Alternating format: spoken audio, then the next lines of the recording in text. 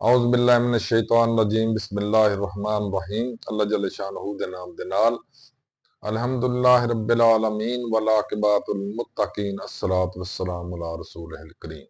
दोस्तों अस्सलामु अलैकुम। डॉक्टर नसीर कालो हाज़र CNP न्यूज़ तो। दोस्तों तुसां सुनिया ही होना अजकल पाकिस्तान दी और अफगानिस्तान दी जंग जारी आ। बतौर एक पाकिस्तानी मैनू इत्ते बड़ा अफसोस भी आ और बतौर मुसलमान होर ज्यादा अफसोस आ कि दो मुसलमान मुल्कों के अंदर यानी दो भाइयों के अंदर लड़ाई जड़ी आ वो कभी भी मुनासिब नहीं होंगी।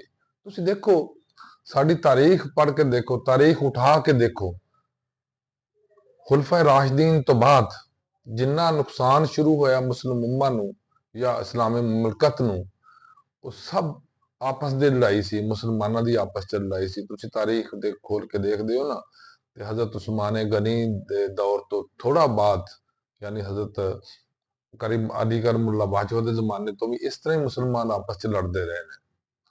और ईवन जंगे जमल का तस्करा तुसीं सुनिया होना, एक साइड ते एक ग्रुप सी साडा बड़े बड़े बुजुर्ग विच शामिल सन और दूसरे ग्रुप च भी बड़े बड़े बड़े बुजुर्ग शामिल सी और दो ग्रुप दो फौजां ओही लड़ रही सी जिहड़ियां एक ही मुमलकत दियां सी, एक ही मतलब अकीदत दियां सी।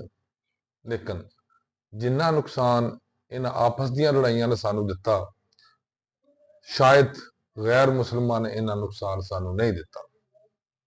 उस तो बाद तुसीं देख लो ज्यों ज्यों खिलाफत चलती गई है, मैं तारीख थोड़ी जी पढ़ी है जिदे मुताबिक मैं देखा पढ़िया कि ईवन सुल्तान सलाहुद्दीन अयूबी के दौर में इस तरह ही हल्का मतलब मुसलमान छोटे छोटे हल्के तकसीम होए सी, कोई एक शहर का बादशाह बनया सी, कोई दूसरे शहर का, कोई तीसरे शहर का, क्योंकि उस दौर च अलहदा बहुत मुल्क नहीं सी हुंदे, बल्कि उदों अलहदा शहरों की हुकूमतां हुंदियां सीगियां। क्योंकि जिहड़ी है सी ना मेन हुकूमत या खिलाफत वो तो खत्म हो चुकी सी। हुण उस दे थोड़ा जिहा तब्दीली ये आ गई आ कि उदों मुख्तलिफ शहरों की हुकूमतां ही हुण मुल्क छोटे छोटे बन गए, उन्हां दी हुकूमतां ने। और सब तो बड़ा नुकसान सानू यही मुमलकतां दी आपस च लड़ाई और खसूसी तौर पर मुस्लिम मुल्क जो बिल्कुल हमसाए होण उन्होंने लड़ाई ने बहुत ज्यादा नुकसान दिता। इसदी एक बहुत बड़ी मिसाल साडे सामने है चंद साल पहले कि इराक और ईरान की तकरीबन कोई 5-7 साल तक लड़ाई होंदी रही है और उस लड़ाई च दो मुसलमान मुल्कों ने आपस च एक दूसरे का वड वड के तबाही ला छड़ी।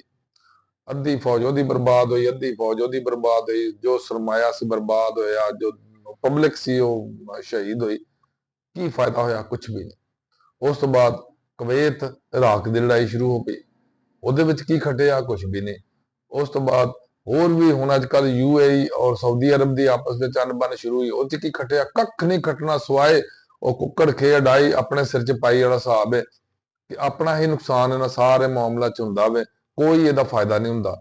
ਇਸ ਵਾਸਤੇ ਸਾਨੂੰ ਖੁਸੂਸਨ ਕਿਉਂਕਿ ਅਸੀਂ ਪਾਕਿस्तान ਜਿਹੜਾ ਹੈ ਦੁਨੀਆ ਇਸਲਾਮੀ ਦੁਨੀਆ ਦੇ ਅੰਦਰ ਸਭ ਤੋਂ ਬੜਾ ਮੁਲਕ ਅਗਰ ਆਬਾਦੀ 'ਚ ਨਹੀਂ ਸਹੀ ਨਾ ਤੇ ਫਿਰ ਵੀ ਐਟਮੀ ਪਾਵਰ ਹੋਣ ਦੇ ਨਾਤੇ ਸਭ ਤੋਂ ਬੜਾ ਮੁਲਕ ਹੈ।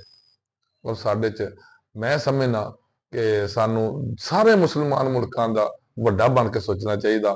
ਖਾ ਉਹ ਸਾਡੇ ਆਂਢੀ ਗੁਆਂਢੀ ਨੇ, ਖਾ ਉਹ ਦੂਰ ਨੇ, ਲੇਕਿਨ ਮੁਸੀਬਤ ਇੱਥੇ ਆ ਗਈ ਆ ਕਿ ਜਿਸ ਤਰ੍ਹਾਂ ਮੇਰੇ ਪਿਆਰੇ ਪਾਕਿस्तान ਦੇ ਅੰਦਰ ਵੀ ਹਰ ਬੰਦਾ ਚੌਧਰੀ ਬਣਿਆ ਬੈਠਾ, ਇਸ ਤਰ੍ਹਾਂ ਹੀ ਦੁਨੀਆ ਦੇ ਅੰਦਰ ਵੀ ਹਰ ਮੁਲਕ ਆਪਣੇ ਆਪ ਨੂੰ ਚੌਧਰੀ ਸਮਝਦਾ ਔਰ ਇਹ ਨਹੀਂ ਸਮਝਦੇ ਕਿ ਸਾਨੂੰ ਇੱਕ ਦੂਸਰੇ ਨਾਲ ਪਿਆਰ ਮੁਹੱਬਤ ਨਾਲ ਚੱਲਣਾ ਚਾਹੀਦਾ, ਰਹਿਣਾ ਚਾਹੀਦਾ, अच्छे तरीके ਨਾਲ ਚੱਲਣਾ ਚਾਹੀਦਾ। लेकिन हैरानगी की गल यह आ कि हुकूमत साडी बार बार दावा करती है कि जो कुछ दहशतगर्दी हो रही है मुल्क के अंदर वो इंडिया करवा रहा, लेकिन की मजाल अब इंडिया के खिलाफ कोई गल की हो या इंडिया के खिलाफ इन्होंने कोई हरकत की हो। आ जाके अगर अफगानिस्तान में कर रहा तो बड़ी ही सोचने वाली चीज है कि अफगानिस्तान में जरूरत किस तरह हुई आ कि वह पाकिस्तान के अंदर आके साडे दहशतगर्दी करे।